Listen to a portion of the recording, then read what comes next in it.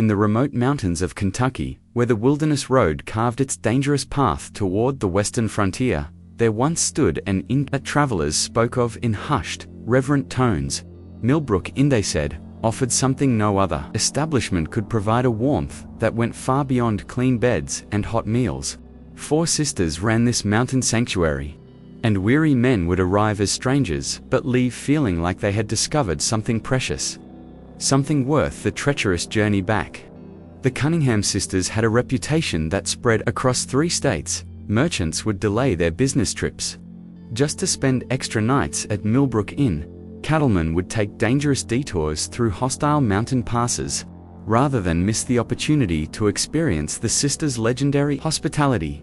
And those who had stayed there spoke of comforts that lonely travelers rarely found. Attention so personal, so intimate, that grown men would weep when it came time to leave. But in the winter of 1851, something changed. Travelers began arriving at settlements throughout Kentucky with disturbing tales. The road to Millbrook Inn, they claimed, had become littered with abandoned wagons and riderless horses.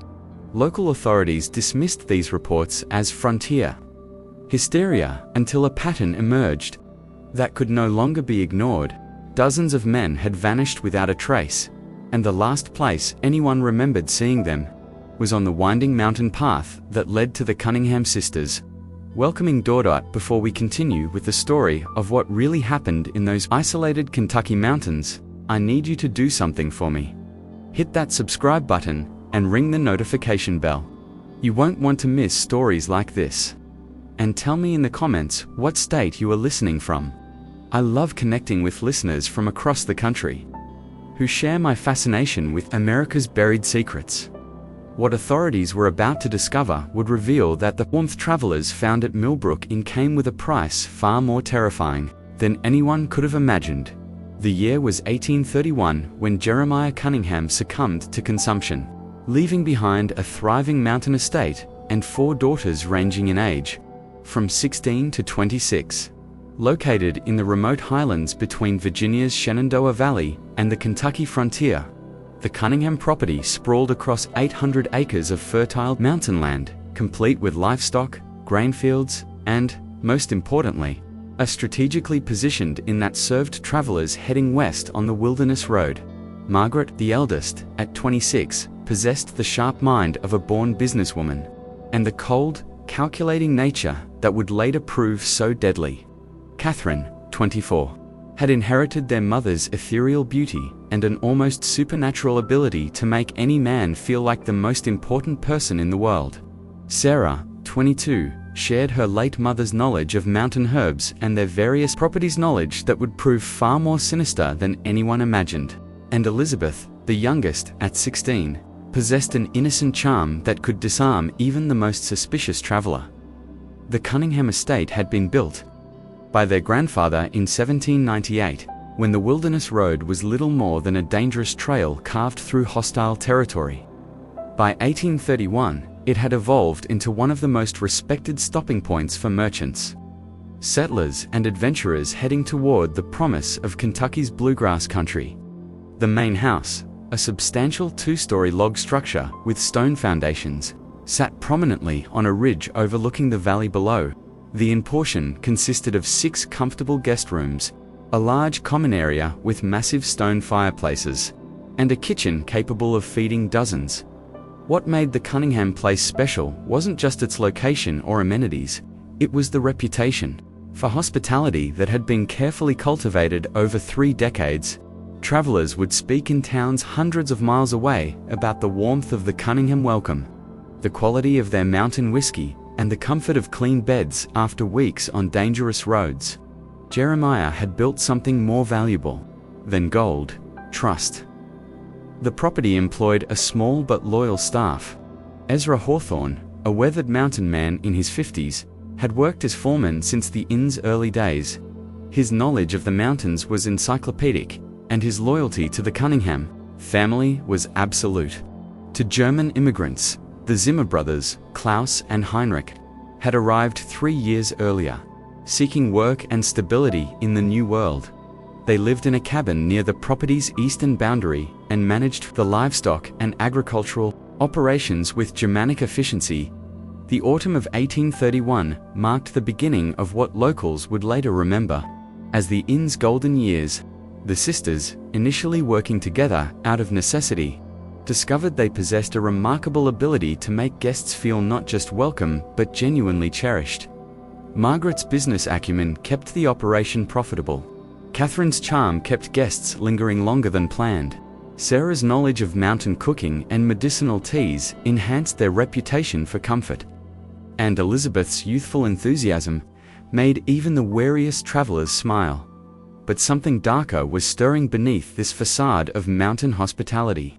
The isolation that had once protected the Cunningham family from the dangers of frontier life now provided something else entirely: privacy. And privacy for 4 young women with sharp minds and few scruples could be a dangerous thing indeed.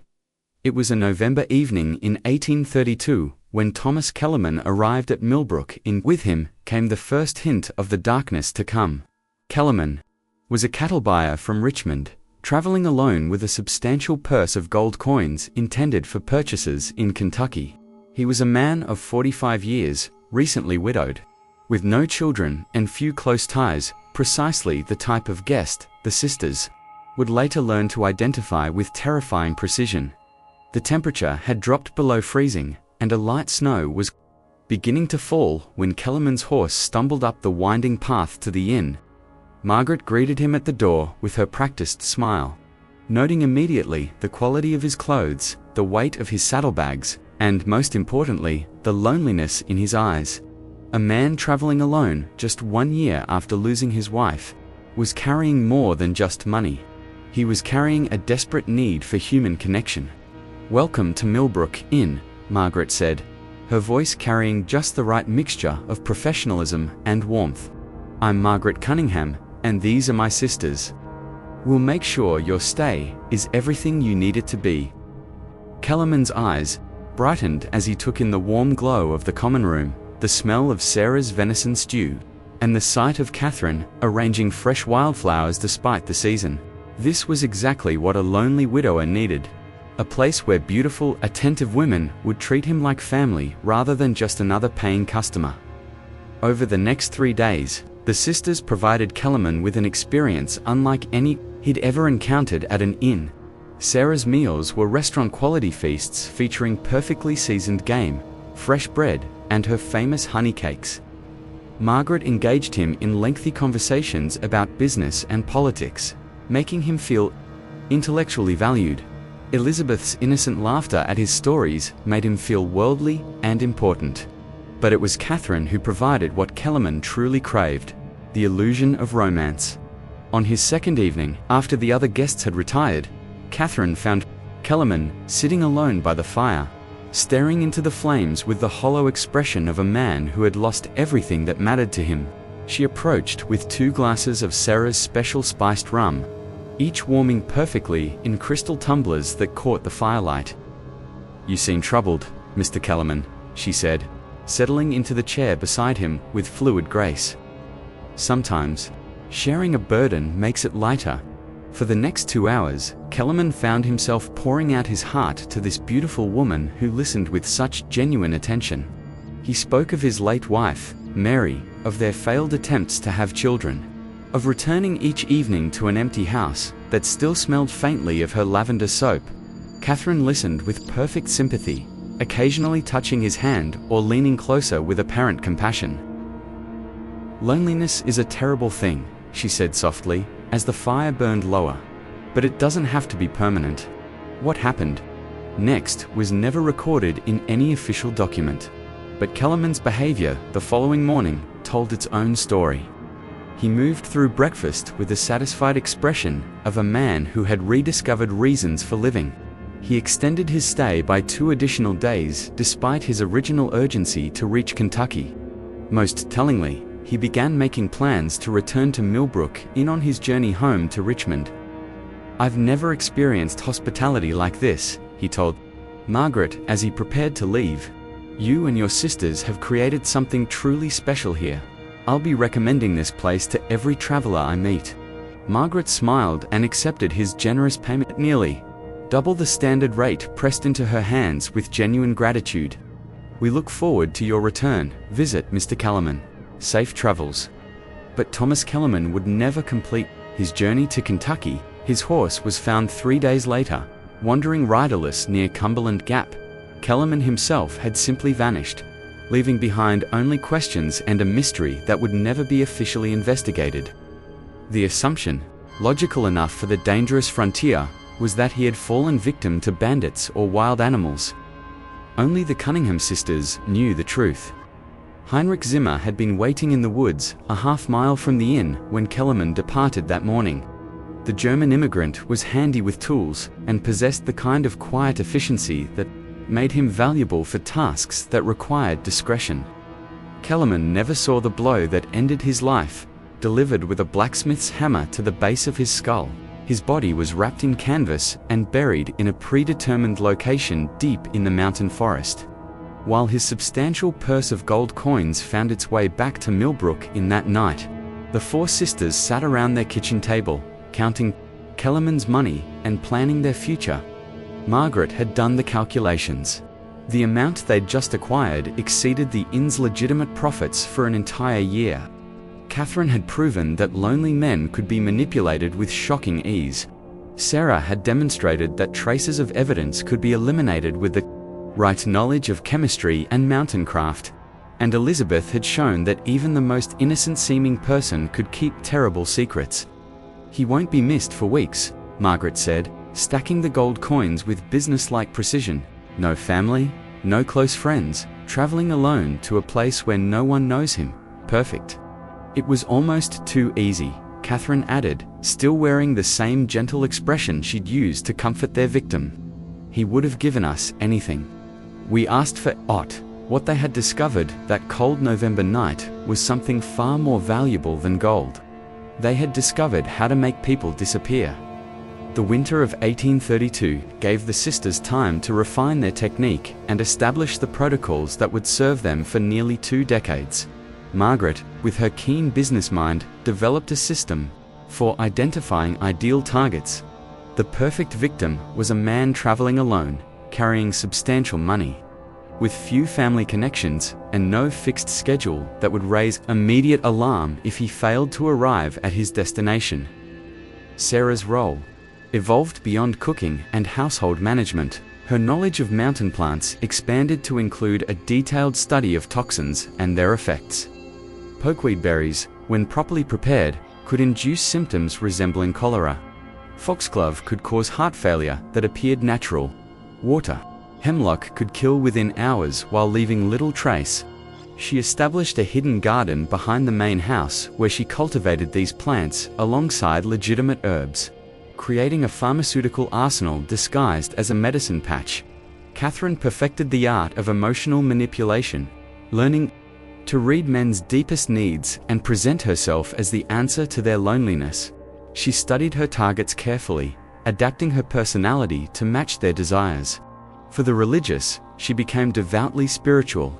For the intellectual, she transformed into a well-read conversationalist. For the grieving, she offered comfort and understanding. Her ability to become whatever a man needed was both her greatest weapon and her most chilling talent. Elizabeth, despite her youth, proved crucial to the operation's success. Her genuine-seeming innocence provided perfect cover for the family's activities. Suspicious guests found it impossible to maintain their wariness around a girl who seemed incapable of deception. She also served as the early warning system. Her naturally friendly demeanor allowed her to extract information about guests' backgrounds, travel plans, and financial situations without raising suspicion. The logistics of disposal had been worked out with Germanic efficiency by the Zimmer brothers. Klaus had discovered a series of natural caves in the mountainside, accessible only through a concealed entrance behind a rockfall. Bodies could be carried there under cover of darkness and sealed behind loose stones, where the mountain's chemistry would accelerate decomposition. Personal effects were carefully sorted. Anything valuable was kept, while items that might identify the victim were buried separately or destroyed. Ezra Hawthorne's role was perhaps the most crucial. His reputation in the region was beyond reproach, and his word carried weight with local authorities, when questions were occasionally raised about missing travelers. Ezra would solemnly confirm that the individual had indeed stayed at Millbrook Inn but had departed in good health and spirits. His weathered face and honest demeanor had never failed to satisfy even the most persistent inquirer. The spring of 1833 brought their second victim, a tobacco merchant named William Fraser from North Carolina. Fraser was transporting nearly $500 in silver coins, the proceeds from a successful season's crop sales. He was a bachelor of 38, known for his reclusive nature and his practice of making business trips alone to avoid sharing profits with partners. Fraser arrived on a rainy April evening, immediately drawn to the warmth and comfort of the inn. After weeks of uncomfortable travel, the sisters deployed their refined strategy with precision. Margaret engaged him in business discussions, learning about his financial situation and travel plans. Sarah provided exceptional meals that made him reluctant to continue his journey. Elizabeth entertained him with piano, music and innocent charm that reminded him of the daughter he'd never had. But it was Catherine who sealed Fraser's fate. On his third night at the inn, she found him reading alone in the common room, a leather-bound volume of poetry open on his lap. She approached with apparent shyness, asking if he might read aloud, as she had little education but loved the sound of beautiful words. For 2 hours, Fraser read to Catherine by lamplight, his voice growing stronger and more confident as she listened with rapt attention. When he finished, she placed her hand gently on his arm and told him he had the most beautiful voice she'd ever heard. The loneliness that had hardened around Fraser's heart for decades began to crack. "I've never met anyone like you," he told her, his voice thick with emotion he'd suppressed for years. "You make me feel alive again." "Then don't leave tomorrow," Catherine replied, her eyes reflecting the lamplight with perfect, calculated sincerity. "Stay another day. Let me listen to you read again." Fraser extended his stay by a week, during which Catherine gradually increased their intimacy while Sarah began introducing small amounts of pokeweed extract into his evening tea. The symptoms began subtly: mild stomach discomfort, slight dizziness, nothing alarming enough to cause immediate concern. Fraser attributed his malaise to the stress of travel and the emotional upheaval of his unexpected romantic feelings. On his final night at Millbrook Inn, Catherine invited Fraser to join her for a private dinner in her room. Sarah had prepared his favorite meal, along with a bottle of wine laced with a carefully calculated dose of water hemlock extract. As Fraser sat across from Catherine in the intimate candlelight, sharing his dreams and fears with a woman he believed might change his life forever, he had no idea he was already dying. The poison worked exactly as Sarah had predicted. Death appeared to be a sudden heart attack brought on by excitement and overexertion. His body was discovered the next morning in Catherine's bed, apparently having died peacefully in his sleep after a night of passion. Even if a doctor had been available to examine the body, the symptoms perfectly matched those of natural cardiac failure in a middle-aged man with a previously sedentary lifestyle. Fraser was buried with appropriate solemnity in the inn's small cemetery, a final touch that Margaret had added to their operation. A proper grave, complete with a carved headstone, gave the appearance of respectful treatment while actually serving as the perfect hiding place.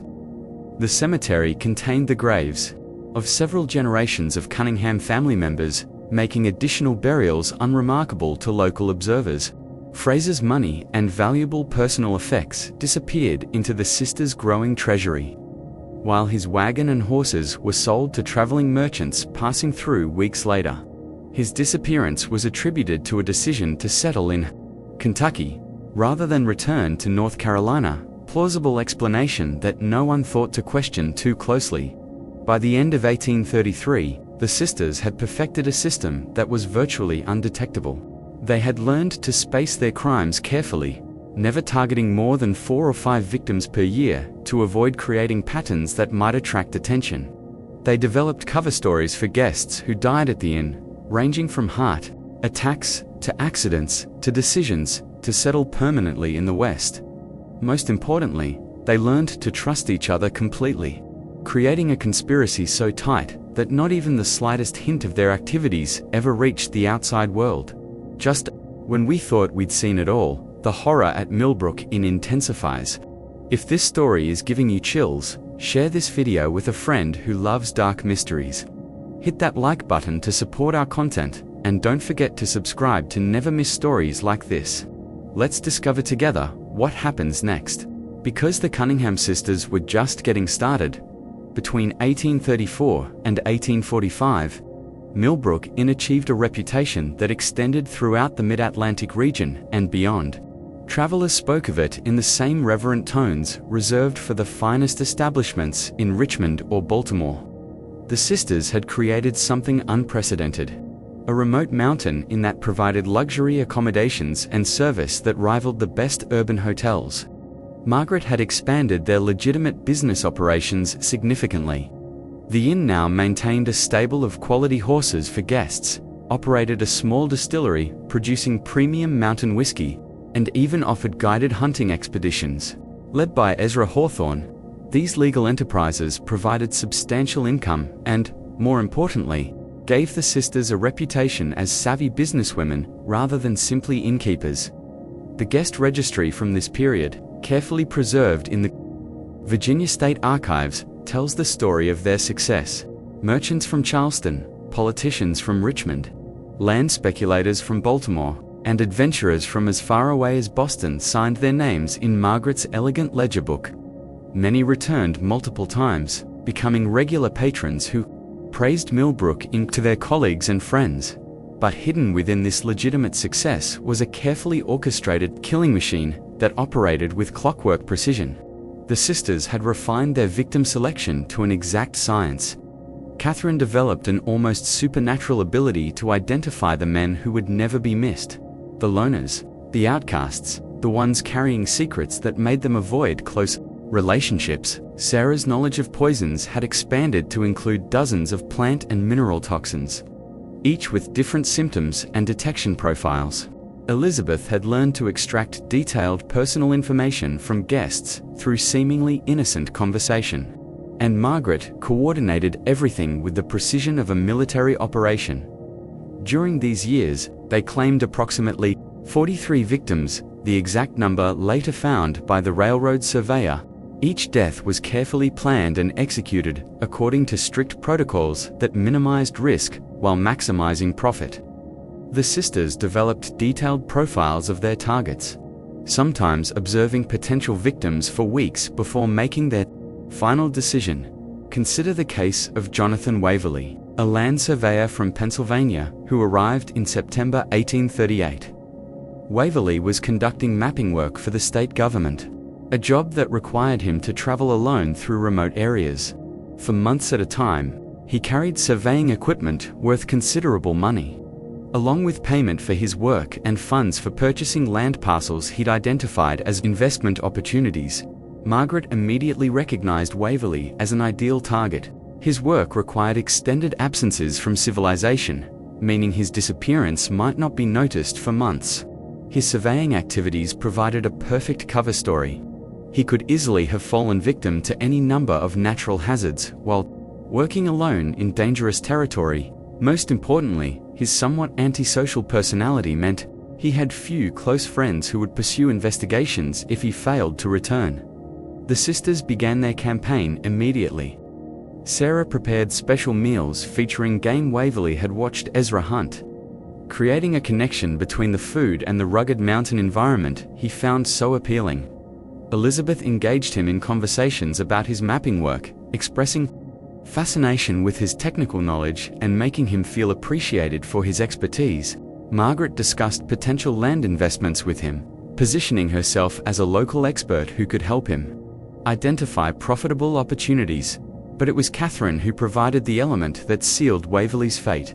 She approached him not as a potential romantic conquest, but as a kindred spirit who shared his love of the wilderness. She revealed an apparently extensive knowledge of mountain flora and fauna, gleaned from years of careful study that actually served her poison research. She accompanied him on short surveying expeditions around the inn's property, demonstrating a comfort with outdoor life that Waverley found irresistible. "I've never met a woman who understood the mountains the way you do," Waverley told her during one of their excursions, his professional reserve finally cracking. "Most people see only wilderness, but you see the beauty and the order underneath." "I've lived here all my life," Catherine replied, stepping closer to him as they stood on a ridge overlooking the valley. "The mountains have taught me things that books never could, things about life, about death, about the balance between them." Waverley extended his planned 2-day stay into 3 weeks, ostensibly to conduct more thorough surveying work in the area, but actually, because he had fallen completely under Catherine's spell. During this time, Sarah gradually introduced increasingly potent toxins into his food, creating symptoms that mimicked the early stages of mountain fever, a genuine hazard that had claimed the lives of several surveyors in recent years. The poison Sarah used for Waverley was her own innovation, an extract from destroying angel mushrooms that produced liver failure over the course of several days. The symptoms perfectly matched those of mountain fever, and even an experienced doctor would have been unlikely to distinguish between the two conditions. Waverley's death appeared to be a tragic but entirely predictable occupational hazard. His surveying equipment was sold to a merchant in Kentucky, while his detailed maps became part of Margaret's growing collection of intelligence about the region's geography and resources. His body joined the others in the sealed mountain caves, while his name was added to the local records as another victim of the dangerous frontier lifestyle. The brilliance of the sisters' operation lay not just in their killing methods, but in their ability to maintain the illusion of respectability. They attended church services in the nearby settlement of Millbrook, contributed generously to community causes, and maintained friendships with local families. Margaret served on the board of the Regional Merchants Association, while Sarah provided medical assistance to neighboring farms during times of illness. Catherine taught Sunday school to local children, and Elizabeth organized social events that brought together isolated mountain families. This community involvement served multiple purposes. It provided them with alibis and character witnesses for times when questions might be raised about missing guests. It gave them access to information about travelers passing through the region. Most importantly, it established them as pillars of the community whose word would never be questioned by local authorities. The sisters also developed an extensive network of business relationships that helped legitimize their growing wealth. They invested in land purchases throughout the region, gradually assembling a portfolio of properties that generated rental income and appreciated in value. They loaned money to local farmers and merchants, earning both interest payments and influence within the community.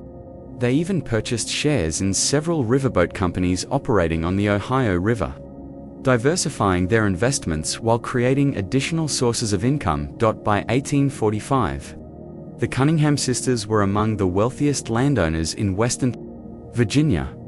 Their success story was held up as an example of what determined women could achieve. Even in the challenging frontier environment, local newspapers occasionally featured articles about the enterprising Cunningham sisters, who had built a thriving business empire from their inherited mountain property. But beneath this facade of legitimate success lay the carefully concealed bones of more than 40 men who had made the fatal mistake of accepting the sisters' hospitality. Each death had added to their wealth and refined their methods, creating a cycle of murder and profit that seemed impossible to stop or detect. The isolation that had initially protected them from discovery now provided something even more valuable: the perfect environment for their predatory activities. Millbrook Inn had become a spider's web, beautiful and inviting on the surface, but deadly to anyone who became entangled in its strands. The beginning of the end came not from law enforcement or suspicious relatives, but from an unexpected source. One of their own employees, Heinrich Zimmer, the younger of the two German brothers, had been growing increasingly unstable since the hunting accident in the fall of 1849 that left him with chronic pain and a dependence on laudanum for relief. Heinrich had always been the more sensitive of the Zimmer brothers, and the years of participating in the sisters' crimes had taken a psychological toll that his brother, Klaus, either ignored or failed to recognize. The laudanum, initially prescribed by Sarah for legitimate pain relief, had gradually become Heinrich's escape from the guilt and nightmares that plagued his sleep. But addiction brought its own problems: paranoia, mood swings, and a tendency toward loose talk that made him increasingly dangerous to the operation. The crisis began on a cold February morning in 1850, when Heinrich appeared at the kitchen door of the main house, his eyes wild with drug-induced panic and his clothes disheveled from a sleepless night. Sarah was alone in the kitchen, preparing breakfast for a traveling merchant from North Carolina who had arrived the previous evening. Man the sisters had already identified as their next target. "I can't do it anymore," Heinrich whispered, his voice shaking with emotion. "I see their faces every night. Every time I close my eyes, they're all standing there, watching me. 43 men, Sarah. 43 souls crying out for justice." Sarah maintained her composure, but her mind raced as she calculated the threat Heinrich now represented. His knowledge of their crimes was complete and detailed. He could provide authorities with exact locations of burial sites, descriptions of murder methods, and testimony that would send all 4 sisters to the gallows. "You're not well, Heinrich," she said gently, moving closer to him with apparent concern. "The laudanum is affecting your mind. You're seeing things that aren't real." "No," Heinrich's voice rose dangerously, and Sarah glanced toward the ceiling, hoping the guest upstairs hadn't been awakened. "I know what we've done. I know what you've made me do, and I know it has to stop." The conversation continued for nearly an hour, with Heinrich alternating between tearful confessions and angry accusations, while Sarah tried to calm him without alerting the rest of the household. She eventually managed to convince him to return to his cabin with a promise that they would discuss the situation later, after he'd had time to rest and clear his head. But Sarah knew there would be no later discussion. Heinrich Zimmer had become a liability that threatened everything they'd built, and liabilities had to be eliminated. That evening, after their guest had retired for the night, Sarah prepared a special dinner for the Zimmer brothers, a gesture of appreciation for their years of loyal service, she explained to Klaus. The meal featured Heinrich's favorite dishes, along with Sarah's special spiced wine that contained enough concentrated foxglove extract to stop a man's heart within hours. Heinrich died quietly in his sleep that night, his death attributed to the same heart condition that had supposedly claimed several of their guests over the years. Klaus, who had consumed less of the poisoned wine due to his natural temperance, survived, but with significant cardiac damage that left him weakened and dependent on Sarah's medical care. Death solved their immediate problem, but created new challenges. Klaus, despite his physical weakness, began asking pointed questions about his brother's sudden demise. The similarities between Heinrich's symptoms and those exhibited by several of their guests had not escaped his notice, and his loyalty to the sisters was wavering under the weight of suspicion and grief. Margaret recognized that their operation was entering a critical phase. The network of trust and complicity that had protected them for nearly 2 decades was beginning to fracture, and any significant investigation would uncover evidence that even their considerable influence couldn't suppress. She began making contingency plans for the possibility that they might need to abandon Millbrook. In the final guest to die at Millbrook Inn was Samuel Hartwell, a cotton broker from Savannah, who arrived in March 1851 with over $1,000 in gold coins and banknotes. Hartwell was a widower in his 50s, traveling north to negotiate contracts with textile mills in Pennsylvania. His death followed the sisters' established pattern: apparent heart failure. After several days of exceptional hospitality that included intimate companionship with Catherine, but Hartwell's death marked a crucial change in the sisters' methodology. For the first time in nearly 20 years, they made a significant mistake. Hartwell had arranged to meet a business associate in Pittsburgh on a specific date, and when he failed to appear, his colleague began making inquiries that eventually reached local authorities in Virginia. Sheriff Thomas Brennan of Millbrook County was a capable lawman with over 20 years of experience, but he had never encountered anything like the Cunningham sisters' operation. His initial investigation was routine: a few questions to confirm that Hartwell had indeed stayed at the inn and departed in good health. Margaret and Ezra provided their usual testimony, supported by carefully maintained guest records that showed Hartwell's departure date and intended destination. But Brennan was more persistent than previous inquirers, and his investigation began, uncovering small inconsistencies in the sisters' story. A blacksmith in the next county remembered shoeing a horse that matched the description of Hartwell's mount, but several days after the businessman was supposed to have passed through the area. A merchant recalled purchasing supplies from someone who resembled Hartwell. But again, the timing didn't match the official departure date from Millbrook Inn.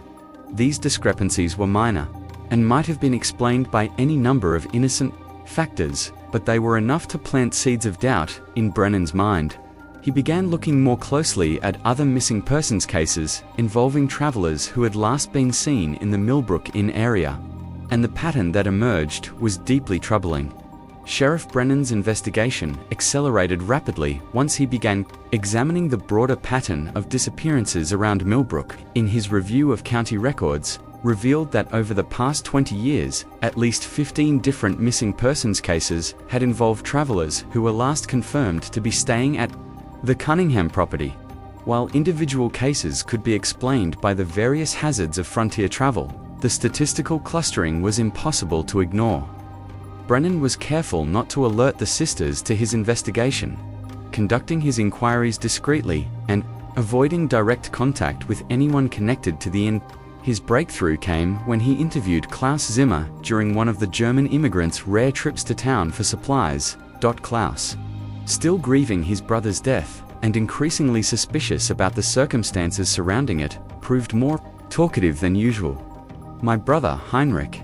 He was troubled before he died," Klaus told Brennan during what appeared to be a casual conversation outside the general store. "He spoke of things that kept him awake at night. The mountains hold many secrets, Sheriff, and not all of them should stay buried." This cryptic statement might have meant nothing to a less experienced investigator, but Brennan recognized the signs of a man struggling with dangerous knowledge. He arranged a private meeting with Klaus at a location far from Millbrook Inn, where the full truth finally began to emerge. Klaus's confession was halting and incomplete. Years of fear and loyalty struggled against guilt and suspicion as he revealed fragments of what he knew. He couldn't bring himself to explicitly accuse the sisters of murder, but he provided enough details about mysterious late-night activities, unexplained burials, and his brother's growing distress to give Brennan the evidence he needed to obtain search warrants. The raid on Millbrook Inn was conducted at dawn on April 15, 1851, with a force of 8 armed deputies surrounding the property to prevent escape. Brennan had coordinated with federal marshals to ensure that any evidence found would be properly handled. Recognizing that the case might involve crimes across state lines, the sisters met the arrival of law enforcement with characteristic composure. Margaret greeted Brennan at the front door with polite concern, expressing hope that she could assist with whatever investigation had brought him to their property. Catherine appeared genuinely distressed by the suggestion that anything improper might have occurred at their respectable establishment. Sarah offered to prepare refreshments for the officers, while Elizabeth seemed confused and frightened by the accusations being leveled against her family, but their practiced performances couldn't conceal the physical evidence that 20 years of murder had left behind. The search of the main house revealed several items that clearly belonged to missing travelers. A distinctive silver pocket watch engraved with Samuel Hartwell's initials, a leather portfolio containing business documents belonging to Thomas Kellerman, and a collection of personal letters and photographs that represented dozens of different victims.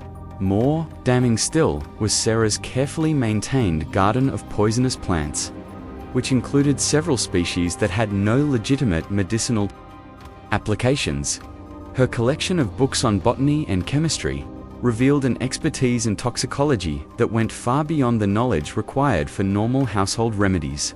Hidden in her private room, investigators found detailed notes describing the effects and dosages of various plant toxins, along with records that clearly corresponded to the deaths of specific guests.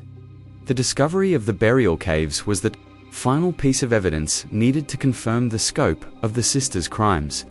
Klaus, facing charges as an accessory to murder, led investigators to the concealed entrance behind the rockfall, inside the caves, exactly as the railroad surveyor would find them, months later, were the skeletal remains of 43 men. Along with personal effects worth thousands of dollars, each skeleton told its own story of violent death. The puncture wounds, found at the base of several skulls, indicated that some victims had been killed quickly with sharp instruments, likely while they were unconscious from poison or alcohol. Others showed signs of strangulation or suffocation. A few appeared to have died from poison alone, their bones showing the chemical changes associated with heavy metal toxicity. The trial of the Cunningham sisters became one of the most sensational legal proceedings in Virginia history. Newspapers throughout the country covered the case, fascinated by the story of 4 women who had operated one of the most successful criminal enterprises in American history. What do you think of this story? Do you believe everything was revealed? Or might there be more secrets buried in those Virginia mountains? Leave your comment below and tell me what you think really happened at Millbrook Inn. If you enjoyed this tale and want more horror stories like this, subscribe, hit the notification bell, and share with someone who loves mysteries. The past is full of dark secrets waiting to be uncovered, and I'll be here to help you discover them. See you in the next video, where we'll explore another chapter from America's hidden history of terror.